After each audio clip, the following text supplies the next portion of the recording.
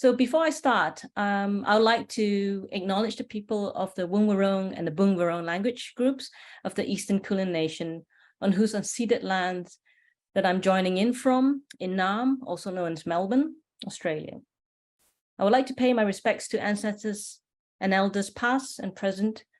And the picture that actually what I haven't done is share my screen. The picture that I have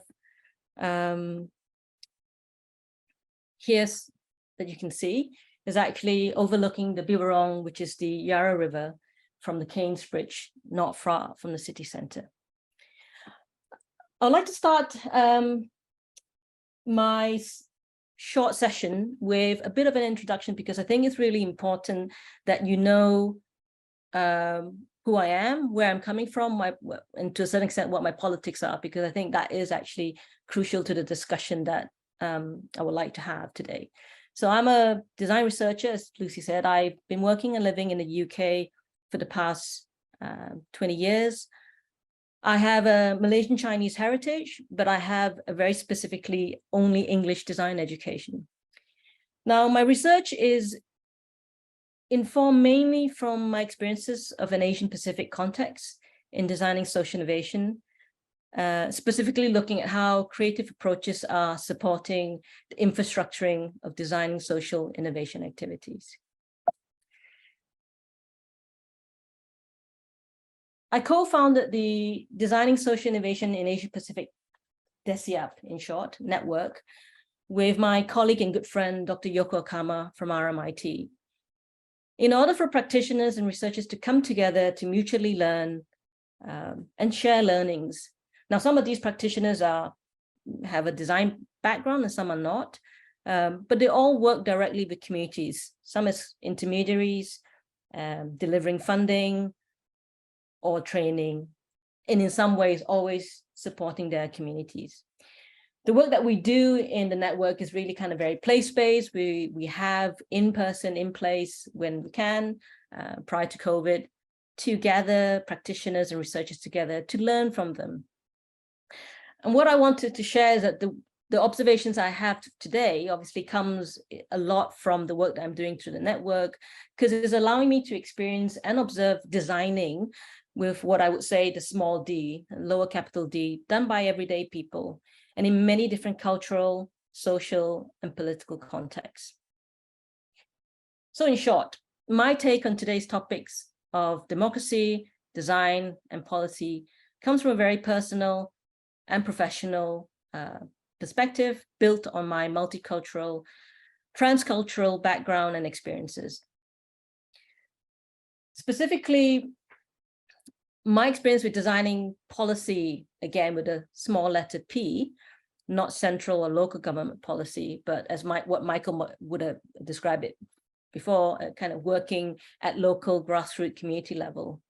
And it's really about kind of supporting changes at very kind of small scale. So for example, I'm currently running a leadership program focused on peer mentoring for young craftswomen and social innovators working in Thailand, Malaysia, Australia, and Japan. The impact of the program is more directly felt by the program participants and obviously the people that they support and they work with. And they may go on to change how they practice and how the organizations are run. So they are extending impact, but not directly at, I would say, policy level or changes in governmental or local government. Lately, I would say that, I have had some work at more, I would say, directly a kind of policy space with a big P, if you want to describe it in such a way. And I'm sure there's a technical term that Michael would use. But I've been working, for example, with the British Council in Thailand and the Creative Economy Agency, looking at UK and Thai creative districts and how they can be locally sustainable to inform local government and how what it means to support the local creative and cultural economy. And in this slide, you can see that I've begun to, in the UK, also try to develop some understanding of what it means to actually influence central government policy using design to support civic participation. So in this case, I'm working with a colleague at Northumbria, Professor Greta de Veter, who's a developmental psychologist in co-designing a youth-specific holiday and activities program, specifically for kind of older, younger people, so 11 to 16-year-olds in the UK context. And for those, obviously, that's not aware, the HAF program provides free activities and lunches for children at school age during the holiday periods in England. So those are kind of my experiences, both in Asia Pacific and some experiences in the UK, and gives me kind of a broader perspective of what it means to be working as a designer researcher in the space of democracy, policy, and politics. So as a researcher, I'm interested in how design research can inform policy and thus support positive change and real change to happen. And through observations and learning from practitioners and my own experiences, and this is kind of what I'm sharing today. So it comes to my provocation.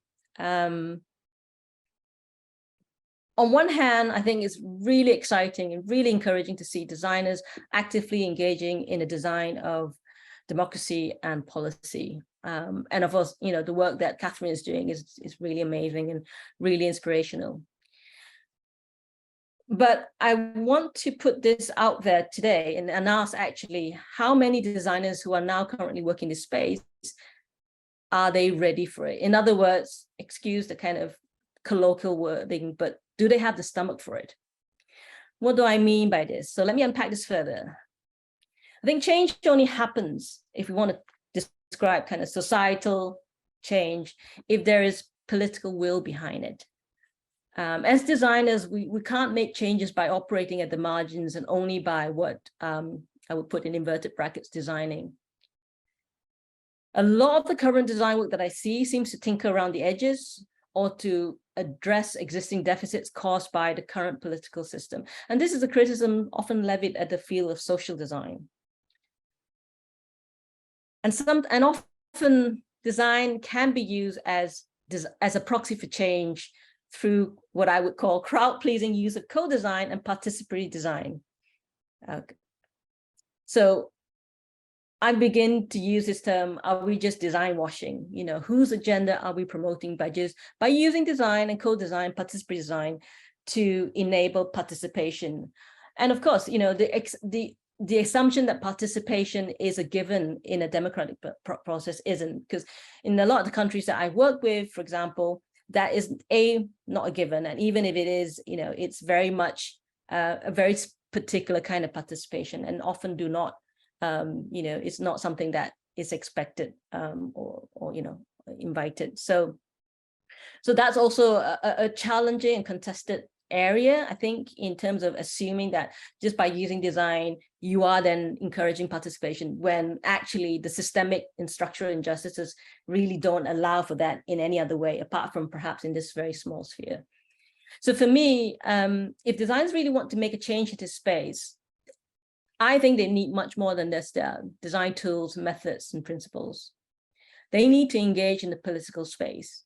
They need to be involved in the political process, and whatever that might mean, whether they become political actors, activists, lobbyists, but not certainly a designer, I would say, not first and foremost.